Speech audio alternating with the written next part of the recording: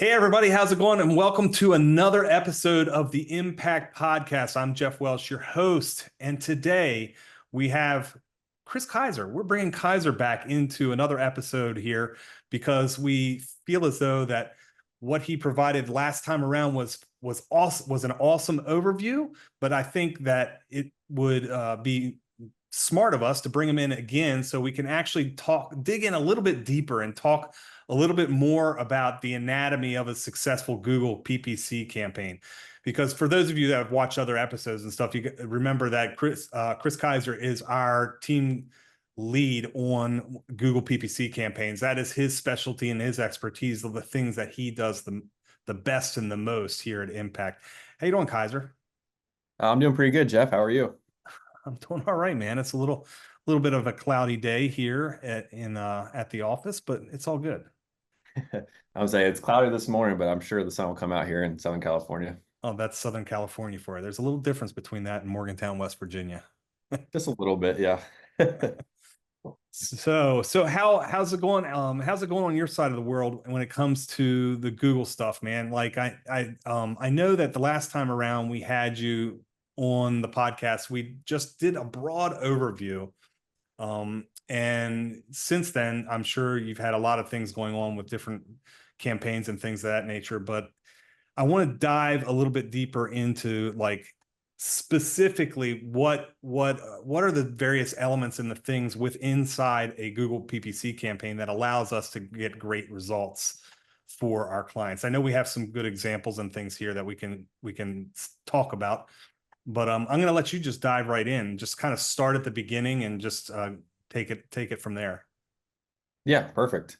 So far, for all our clients or every client that I manage for Google PPC, we don't really have any problems. Everyone is performing at a pretty high level, even for some newer clients that we have. We've kind of hit the ground running, and we've already kind of started to see improvements. And I know the newer clients are usually kind of checking in, just trying to make sure everything is good to go, optimize things like that. And I keep having to report just better news. So everything seems to be going pretty smooth here, especially as we're kind of ending summer and kind of going into fall. And then next thing you know, it'll be holiday season, and then the madness really like kind of just restarts. So far, Yeah, so good, Google PPC side. that's good. That's good to hear that things are continuing to do well. I mean, you're right. We are at the tail end of summer here, and as crazy as it sounds to be talking about Black Friday, it's literally right around the corner for us. Yeah, it just starts with Labor Day, and then yeah, just seems like every month they just keep rolling out something new. So should be Awesome. fun and exciting. Awesome. Yeah, I know we have some good things going, but let's dive into, okay, let's talk about some of the key elements of an effective Google PPC campaign. Let's start at the beginning. Like what are some of the things that we need to be focused on if we have a brand new client coming to us that has never done Google PPC before? Let's kind of break it down on where we need to start. Really, it just initially starts with kind of the product and service that they offer. Whether that it really kind of depends on how niche or if it's kind of broad, kind of a broad product or service. That kind of makes it a lot easier. So it really kind of depends on what they're offering to the marketplace, essentially. So if there's something that already has a demand for it or a demand for their service, things like that, it makes it a lot easier to kind of craft a campaign for them, whether that be like lead generation or e-commerce or conversion based. So that's kind of just plan number one. And then kind of leading into kind of if once we have a demand for their product or their service, then we can kind of go into campaign objectives, right? Is it something where we want to drive like form fills or phone calls and kind of build up a lead generation or even tie that with brand awareness? Or is it something that where they have an e-commerce store and they want to push products? So whether you be in moto or you want to be outside of that industry itself, every kind of industry has its own little kind of niche of what you have to go do in terms of having effective campaign objectives be met. So that's kind of really where we start there. And then next, the big thing is budget.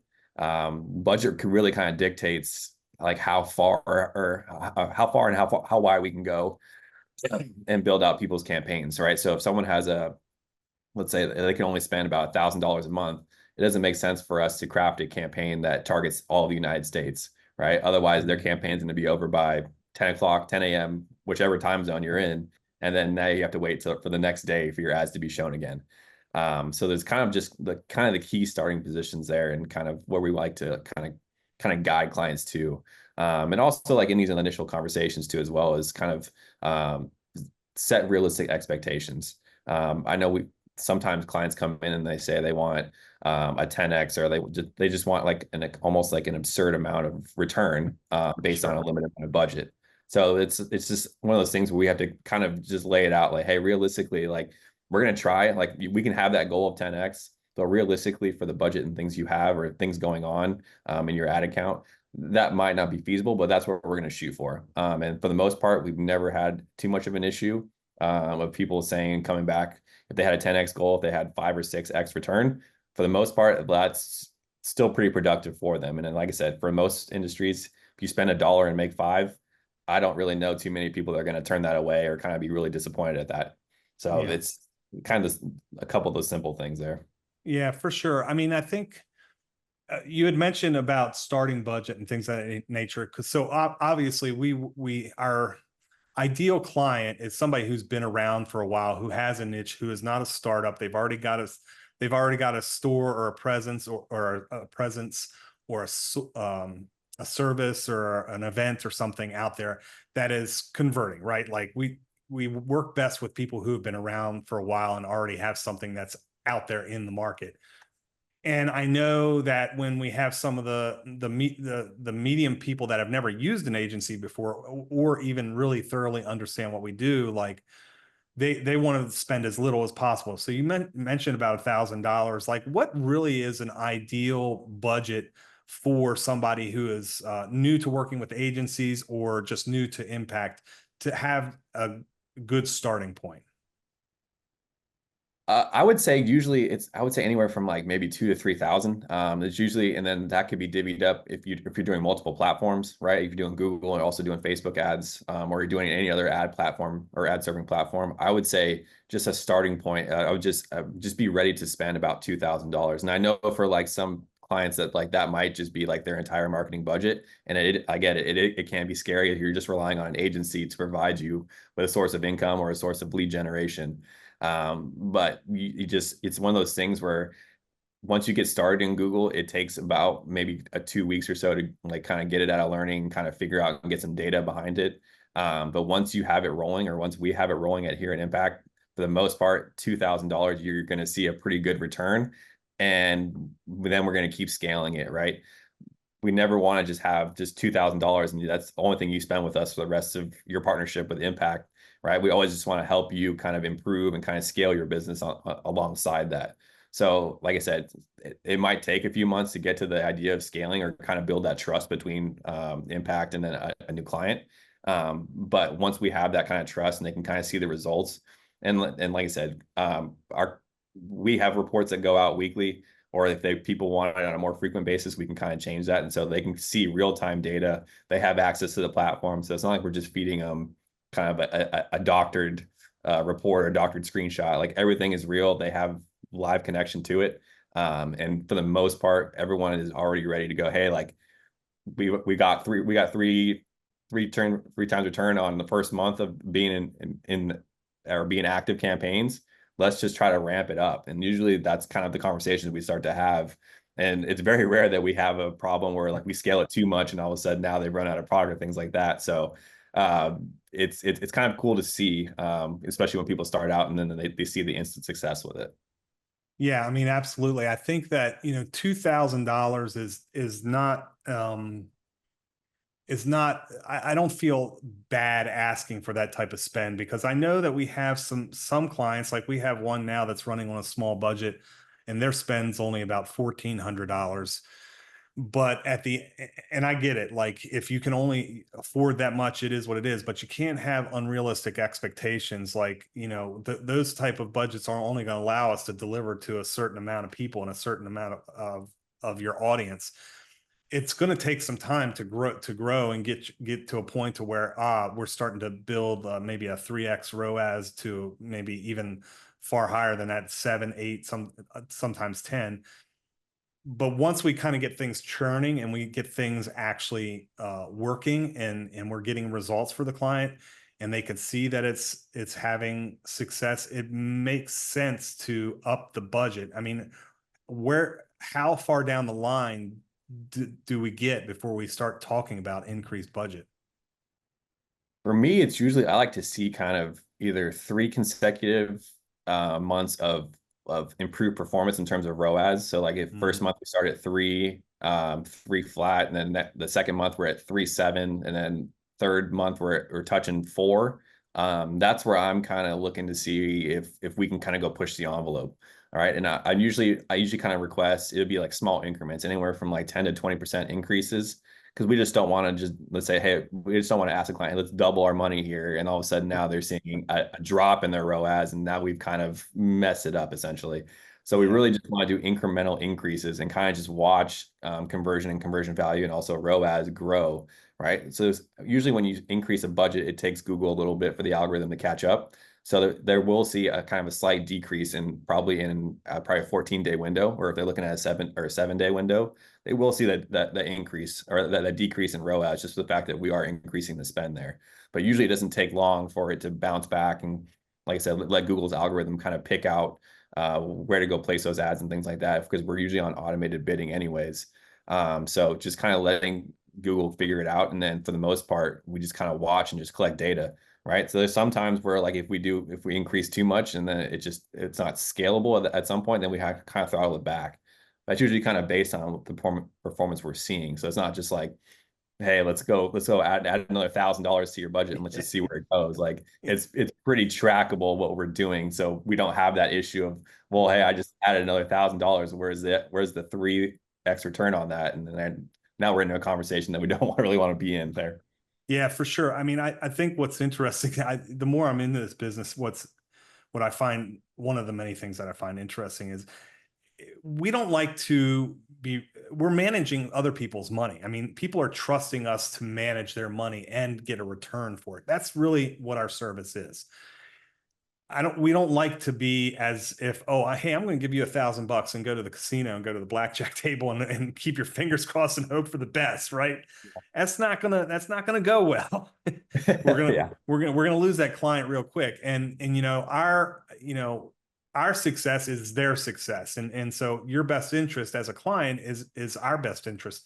And so it's okay to do it in small increments, as long as we have that gradual growth over time to show that we're continuing to make improvements time and time again, just to continue to move forward. I mean, I think that makes a lot of sense. And I have never seen anybody, if we still have that rise, want to say, oh, I'm going to pull back on ad spend now. Once you start making, 5, 7, 8 ROAS and you're working towards 10, you tend to want to keep feeding the machine. Yeah, I mean, I don't know any business owner that would ever kind of turn that down or be like, oh man, we're Right. making too much money. Like we have to kind of shut off the machine. And I was like, yeah, for the most part, no one really does that. Like I said, Yeah. unless you have another issue behind that. Like they said, we've run up sales too much, where your inflow of products is delayed or whatever, something like that of that nature. But for the most part, as long as it's making money, people just want to keep feeding it. So Yeah. I and mean, we're I'm sorry. I didn't mean to cut you off. No, you're good. And I'd say if they want to keep spending more money and kind of see returns, we're here for it. I'm never Yeah. going to tell them no. Yeah. I mean, we have had some times, we've had a situation here recently where we've had a client having challenge with getting product in and such, and keeping up with the results that we're providing. Actually, we have a client that doesn't want to do any other services because they're having difficulty keeping up with what we're currently doing. But I know back in the COVID days that was more of a common thing. The supply chain was a wreck for years. So I mean, it was not a situation that was desirable by any means. But for the most part, that's a thing of the past. I think that it's good to continue to be able to provide the results and grow and help the companies grow, because that's why we're here.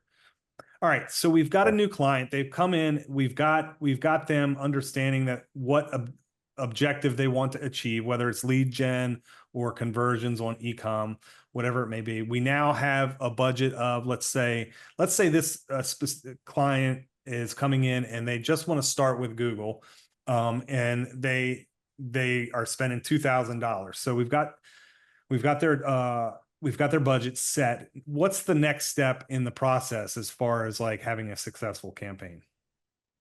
Yeah, I think the next part is kind of figuring out, and we're going to go a little out of order here, kind of figure out who their audience is.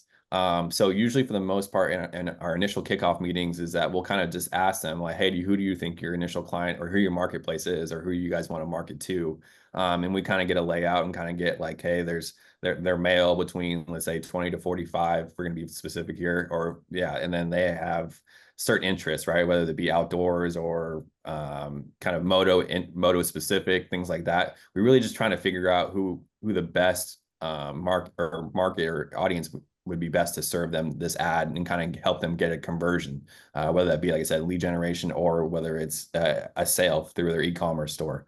So really it's kind of going in and figuring out not only who target audiences are, but also potential people that we can go kind of convert away from another brand. There's kind of a few ways we can go after it. But usually with initially starting out, we really just kind of want to just cast that net as wide as we possibly can and kind of let us collect data on it too as well. So we can see what audience groups are converting and which ones aren't, whether that be kind of like more interest based, so people interested in outdoors, camping, or even moto, things like that. Or it comes down to like demographic, right? Maybe we just aren't targeting like maybe the right states or even the right cities in those states. It can kind of come down to simple things like that. And like I said, inside the moto industry, it's going to be primarily male dominated. Not saying that there aren't female connoisseurs of moto or female fans of the motocross circuit, things like that. But we just have to know that our large demographic is going to be male primarily. Like I said, when you go out of that, once you get outside of moto in the industry like that, it all varies, right? Depending on what you're selling and what the service you're providing. But specifically to moto, we know it primarily is going to be a lot of male interest. And so we kind of try to cater to that and kind of provide audience targeting that kind of matches that too as well. Yeah, I mean, there are specific industries. I'm glad you bring up moto. I mean, obviously, we've been working in that for a long time. I think at this point, it's been about 8 years. So we're very familiar with that. And that is one of the advantages too. The longer that we have a client that's working with us, the more that we get to know the industry, the better that we can actually get results and continue to grow. So obviously we're doing really well on that because we've done a bunch of that for years. But like if um somebody came to us and they wanted us to help grow their conversions and their sales through their store, like they would give us, and we're not aware of what their audience is. Would it be beneficial for them to give us a specific list and qualities that we would use to determine that target audience? Can they give us like a list of emails that they already have, or how exactly does that work? What's the best way to approach that for a new client? Yeah, for us, it's going to be literally be all the above. So for the most part, any data that they have that they're willing to offer us, we're going to accept it, right? We're not necessarily that we're going to use it all, but it's help gives us more insight into where we need to place our ads, essentially. So if they have customer lists that they can pull from either like their email platforms or even if they're on Shopify or whatever their web host is, usually you can pull kind of customer lists and user lists, and we can kind of use that. I know within Google, you have the ability to upload customer lists, and they will kind of go match. They're going to match one-to-one based on conversion and tracking and things like that. But also that you can kind of use it almost like a lookalike audience, so that Google's going to pretty much go out and look for people that have similar interests or kind of simple or similar navigation styles of how they kind of go about certain products. And they're going to go target and kind of go push those ads in front of people. It kind of helps also retargeting too as well, right? For the most part, once you buy something, if we stick in moto or if we stick in any industry, very rarely do you get a customer that just buys once and kind of walks away.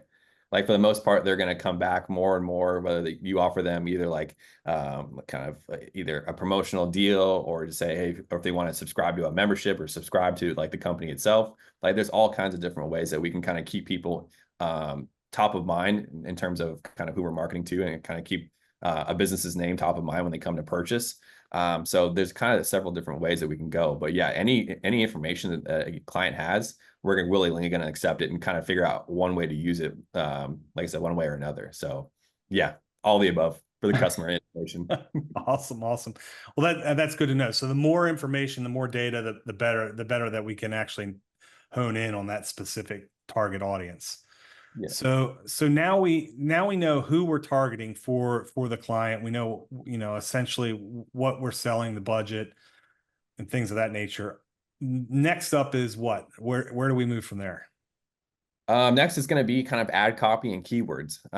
So ad copy is really going to be come down to kind of what is it like a key selling point or the key selling points of this company's either product or service, right? What helps you stand apart from company A or B or how many other competitors you guys have in the market?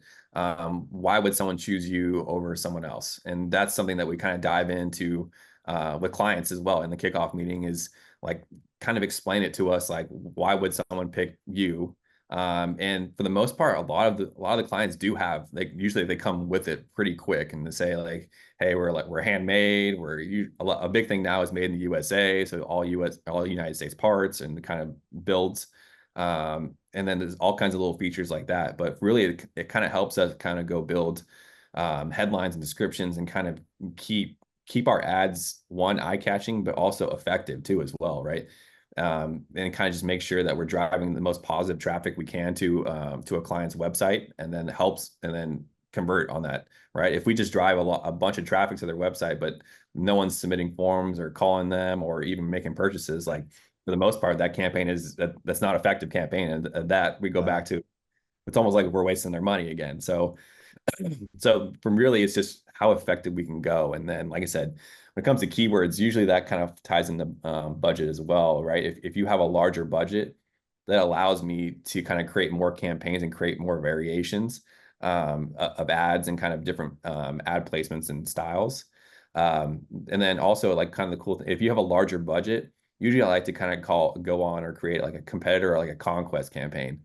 So all I'll do is if they have a list of direct competitors, or I can go kind of research and figure out based on certain keywords I'm looking at on my end, if we can go target their business name or kind of encroach on their ad impression share, I think that's more beneficial to a company too as well. It helps not only bring more eyes to it, but also you can kind of just piggyback the traffic and then convert on people and then kind of switch them from brand A to brand U. So I think it's super effective. Like I said, usually those kind of campaigns, they do require a larger budget because for the most part, no one really likes to have another competitor bidding on their name and they don't show up.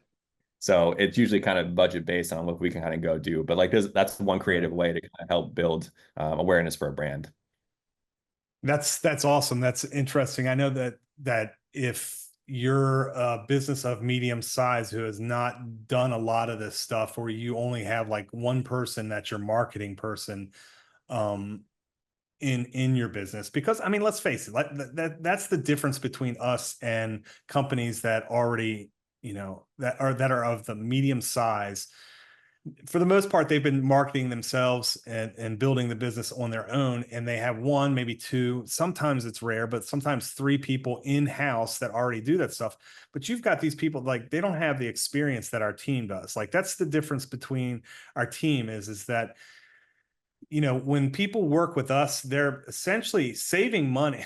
They're saving money on their marketing in some ways, because they're not having to pay like a full-time salary with benefits and all those things, as business owners we know can be very costly. When people work with us, especially if they're running multiple campaigns, they're doing Google, they're doing Facebook ads, maybe they're doing some email marketing, SMS.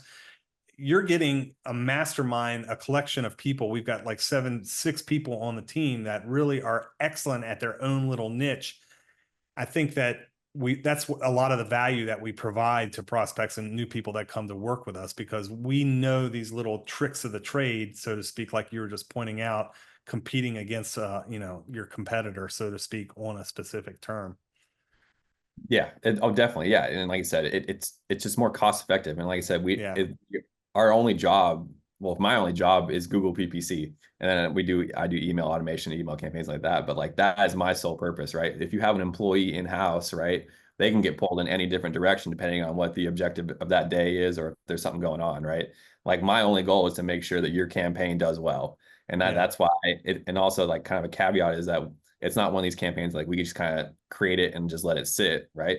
I might not be actually clicking on buttons and optimizing things on a daily basis, but every day I'm looking in and kind of tracking and watching and making sure that we are either holding projections or we're increasing our projections, right? Now, if something starts to go have kind of downward performance, and that's when I kind of go in and take a look at and start essentially clicking around, optimizing, either changing out creative or pausing certain keywords that cost too much in terms of cost per click that aren't converting. Like there's kind of certain little things I go do and kind of implement to make sure that we kind of get back on track. So we can kind of stop the downward performance kind of at plateau for a day and then kind of start increasing the performance there. But yeah, that, like I said, you pay for the expertise. So, and if they're, like I said, usually in client meetings, like for the most part, I kind of will have the answers, but also if they ask me something off the cuff that I really don't know, I'm not going to BS them either too, as well. I was like, hey, like, give me a day, kind of figure out what you're talking about and kind of so I can understand it and come back to you like intellectually. I'm not going to go right off the cuff and just kind of BS you. And all of a sudden now you figure out that I gave you wrong information. Right. So it's always just want to make sure, like, just be as transparent as we can. Like I'm not sure what you're talking about. Give me a day. I'll figure it out and I'll have something for you come tomorrow. So we really just kind of having just an open relationship with the client too, as well. Really helps and really goes a long way. Yeah, I mean that's super important. I mean, I try to keep transparency here ever since we started the agency over 11 years ago. Like transparency with the team, transparency with the clients. I mean, that's really just who we are. It doesn't make any sense or benefit anybody to hide anything. I'd rather have full transparency and slower growth over time, and have the trust in the people that are paying us to do our job, and do a good job of it. I mean, because you talk about like people asking you questions and coming back with an answer. Sometimes it takes a lot of the time. It takes some time to give the best answer to that. And I like how you kind of laid that out there, because I know for a fact. I mean, I've been involved in creative to some extent, to everything that we do today, all the way back to film, photography on film, or print design. I mean, and I've been that one man marketing team or that one man graphic designer for a full company. I mean, that's an awful lot of responsibility to put on an individual. And I never appreciated that from my employer, that would kind of like impose all of that responsibility on one guy. It's just not effective. So again, like, it really is. I know sometimes it's hard to swallow for new clients that come on board to realize, okay, there's like an agency fee, and then there's like an ad spend fee budget and thing of that nature.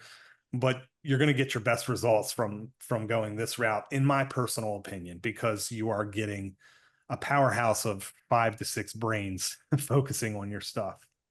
Exactly. And it's another added benefit is like it's kind of just peace of mind, right? You don't have to worry, you don't have to micromanage us and make sure Right. that we're doing our job. Like Yeah. we're going to update you as we go. So it's kind of it's like we alleviate some of that pressure. Well, once like the trust is built between both of us, we kind of alleviate that pressure off a client saying like, oh man, now I've not run through sales, I've run through overhead, I've done all things that a business owner has to do. Now at the end of the day, like, dang, now I got to go think about marketing. And I was like, no, we have that handled for you.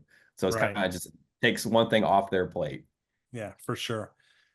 Awesome. So we've worked our way through targeted audience. Like, what's next in the process? I mean, we're getting close to the point of where we can press the go button, right? Yeah, we're very close. So the next kind of piece is for me, it's I call it using up all the available ad placement space. So right, so not only we're gonna have just full headlines and descriptions, things like that, we're gonna have usually a minimum of 4 site links that we have below that usually it caters to based on what the campaign is doing. So if we have it just kind of a catch-all campaign, so a campaign that's showing every single product a client has, then we're just going to kind of put top 4 sellers or top 4 categories that a potential buyer can kind of click into and go directly to a product, and then ease the kind of path of a purchase and kind of make it easier for them so they can kind of click through right directly to what they're looking for, and kind of make that as simple as possible. Really, the idea is to kind of fill up the space. So for the most part, when you do a Google search, depending on what you're looking for, it can be anywhere from 2, I think they allow up to 4 different ads that can be placed.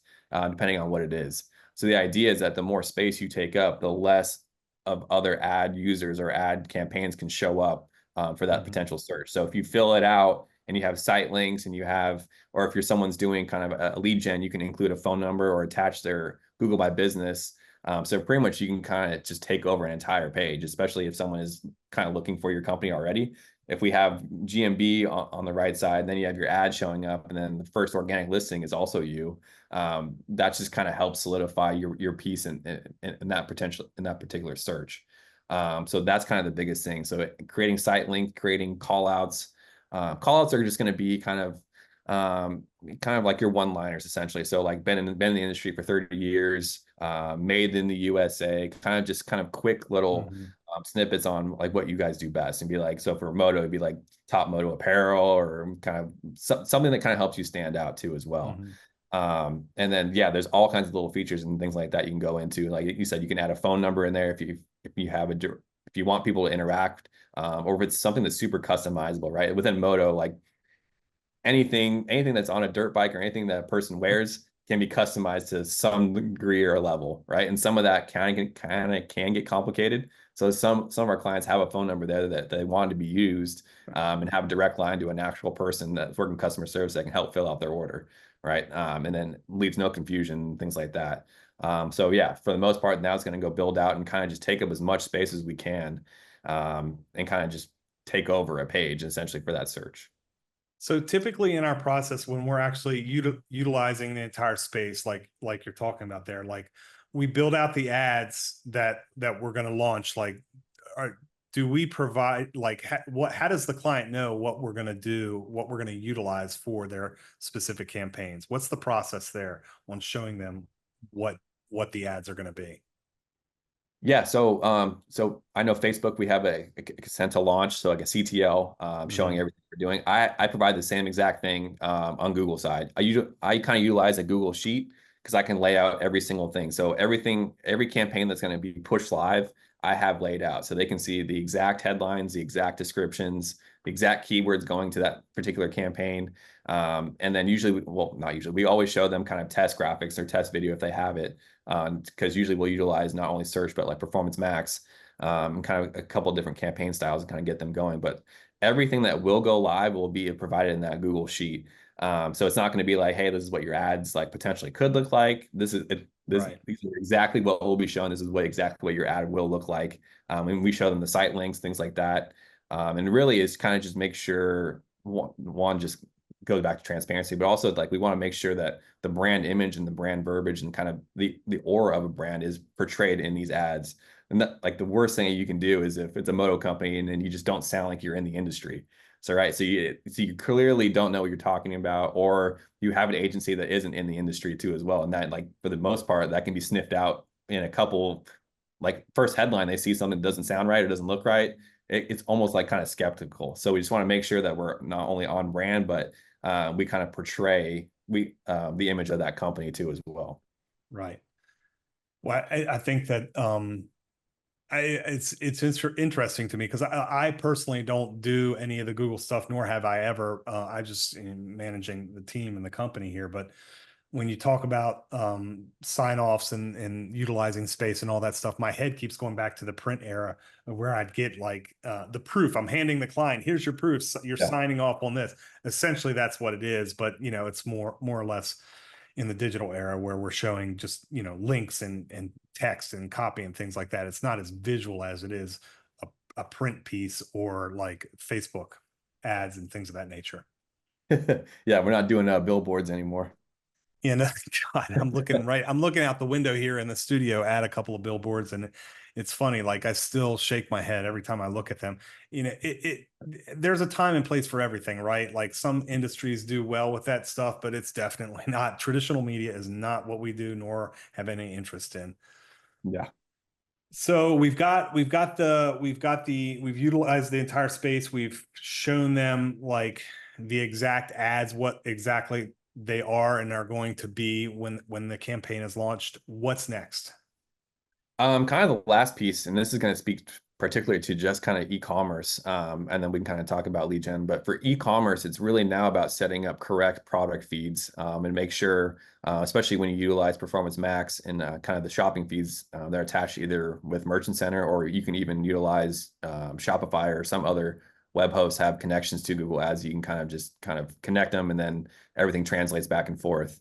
But really just kind of setting up, make sure that we're showing them relevant products too as well, right? So for someone that has a smaller budget, we really kind of just promote, hey, let's show like your top 20 to top 50, depending on how many products you have, and kind of just make sure we're just showing like the best of what you have, right? Especially we don't want to just waste your budget on accessories and things like that aren't top dollar or top seller for you if you only have, let's say, $100 to spend a day or less, depending on what the budget is.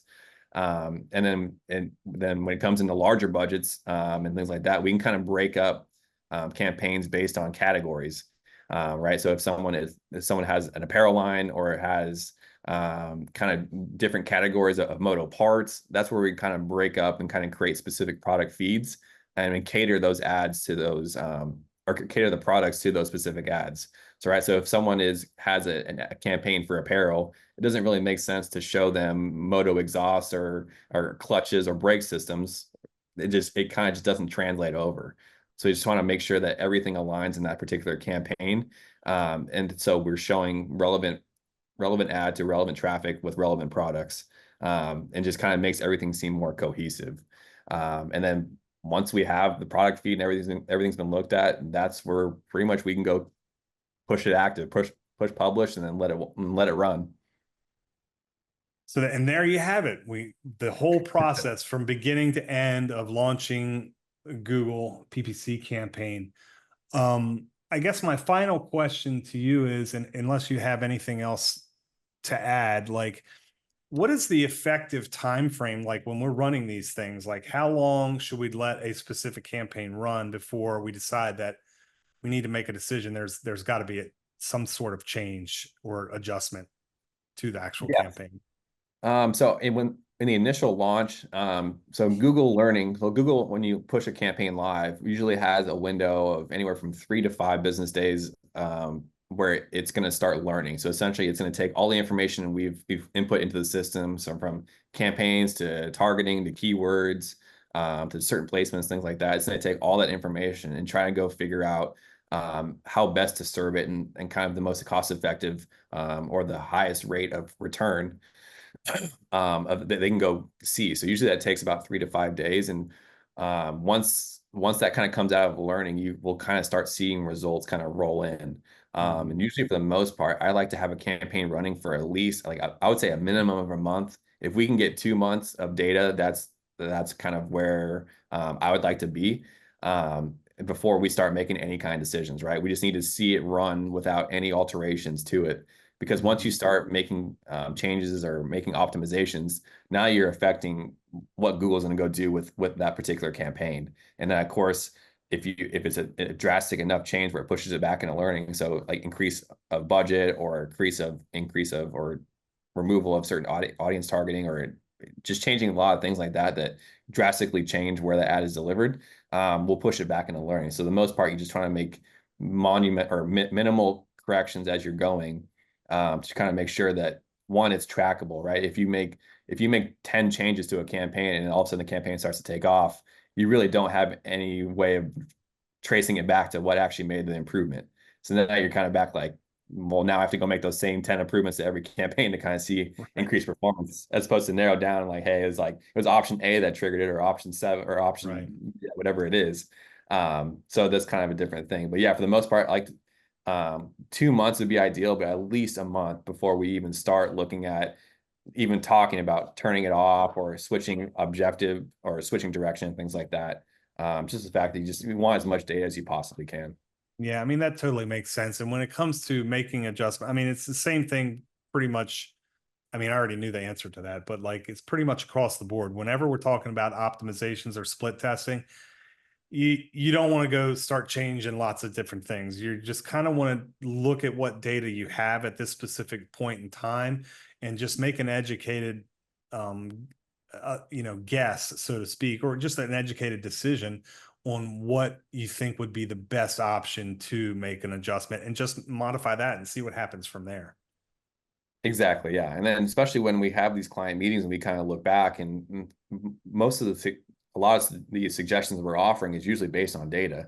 It's there are going to be some things that are just based on just my prior history in working within Google PPC and things that I know that work. And then it's worked across different industries and different kind of markets. But for the most part, I just speak to the data, right? And just it's one of those things where it's kind of almost irrefutable. Right. But Right. usually with certain clients, is that's where we also kind of learn about the client too as well, like how versed they are in marketing themselves. So right, so Hmm. especially with in digital marketing, like it's just a world of acronyms. So if we just start spewing out acronyms, and then you can kind of look at that client's face, and they kind of go wide-eyed, or they kind of do like look around, and you've already lost them. So it kind of gauges like how we need to speak to them and communicate to them so they effectively are absorbing the information they're getting. Otherwise, it's almost like kind of a waste of both of our times if no one if Yeah. one that's not absorbing anything or not learning or kind of taking it in. And then also it's almost like a one-sided conversation. We're just like reading a report, and I was like, that was something we could have just emailed. So we just want to make sure that everyone's on the same page moving forward, right? Because it's effectively it's their money. So we just want to make Yeah. sure that we're doing our part to make them understand what's happening with their budget. Yeah, and I think that there are times too where we have clients that definitely, I mean, of course, some clients are around longer than others, and there is a rare occasion where somebody comes on board and they just don't grasp what we're doing or believe us, but we always are doing our best to supply them with accurate data based on any actions or the work that we have done that you really can't argue against, right? Like numbers don't lie. I mean, this is the reality. We've done this action and we've provided this result, whether it be good or bad. It's more times good than not. But it's okay. Like sometimes, like I always say, sometimes things are going to dip, but as long as you make an adjustment and they start to go up and they grow, like the trend is up over time, that's really all that matters. Like, and it can be slow, it can be faster than others, but it just, every client is different, every industry is different, every campaign is different. It just depends on where everybody's at and the resources they have. So, Exactly. Yeah. And like I said, sometimes it's a flip of a switch and it takes off. And sometimes we have to just yeah, kind of work at it. Right. And yeah, essentially yeah, we kind of stop the bleeding or we plateau it and then make changes that increase that performance. So, and yep, then usually the frowns turn to smiles. yeah, exactly, exactly. Well, I can't personally think of anything else as far as like, elements of an actual campaign. Is there anything you think we've missed or any final things that you want to add before we wrap this up? No, for the most part, I think that's kind of generally what I follow. I mean, I guess the last thing would be conversion tracking and things like that, but Yeah. that usually involves, for us, it involves Mike, who is our guru. So usually we just kind of make sure that one, the conversions are tracking and they're available. But other than that, and then that's kind of, I feel like could be a whole separate conversation with Yeah, Mike and going on I was that just route. I was just about to say that I think we just came up with the next idea for the next time that you're actually on. I'll have to bring Mike up here as well, and then we can just have a whole conversation on that. And I mean, we could talk about this stuff until we're blue in the face, but we don't want to we don't want to bore everybody in one episode. So Yeah. that's awesome, dude. Yeah. Well, look, hey, I think that this has been very helpful. I mean, obviously, I understand this to a certain extent, but you're here on the team because you're the expert in this stuff. I mean, I think now people have a much better idea if they're coming into this completely blind of like some of the key elements. I mean, we talked about campaign objectives and the things that we determine up front on what we're going to be doing for the client. We talked about budget, ad copy, audience targeting, and then moved into, like you said, utilizing the entire space of ad placement, which was a new one to me. I never really thought of that before for the Google side. And so see, I learned something too. And then you talked a little bit about product feeds, but I think that that's a good summary without going super deep into the topic of this specific episode. Yeah. Oh, 100%. Yeah. If you can kind of just keep those kind of basic steps. And like I said, Google is almost very similar to like Excel, where like you can dive in as much as you want to, and either the Right. platform will have an answer for you, or you have to go kind of go find it out. But yeah, just Yeah. having started with those key basic elements, for the most part, you're never going to be turned wrong, or go wrong with kind of starting a campaign if you're brand new. Awesome. Awesome. Well, hey, I appreciate everybody who has made it to this point in episode 9 of the podcast. This is kind of exciting to me because it's the last single digit episode. Next week we're going to be on episode 10, which I'm excited about because being a relatively new podcast, we've done just about one a week for almost 10 weeks now. I encourage everybody who has had the opportunity to go over this entire podcast to, take some time and learn from the things that we've taught you here today. You feel free to take whatever information we've given to you. I mean, this is not like, super rocket science or anything. I mean, it's all can be found out on the internet and stuff, but I use these podcasts as an opportunity in each episode to help, educate the masses, so to speak, on the things that we do, just to have a better insight on some of the processes and things, as well as get to know the team. I think that that's super important for people that haven't had a chance to work with the team here at Impakt yet, which hopefully I would love to be able to work with you all. If you want to learn more information about the things that we do here at Impakt, you can feel free to go to the URL. It's down here at the bottom of the screen somewhere. Josh is going to put it down there. Go to thinkimpact.com. By all means, there's tons of information there to check. We give out tons of information on a blog and the video blog as well, so you can learn all the time, describe the services that we offer, things of that nature. Check out thinkimpact.com. Having a hard time speaking here at the end. And that's it. I appreciate everybody for taking the opportunity to listen, and we'll see you on the next episode 10 of the Impakt Podcast. Take care.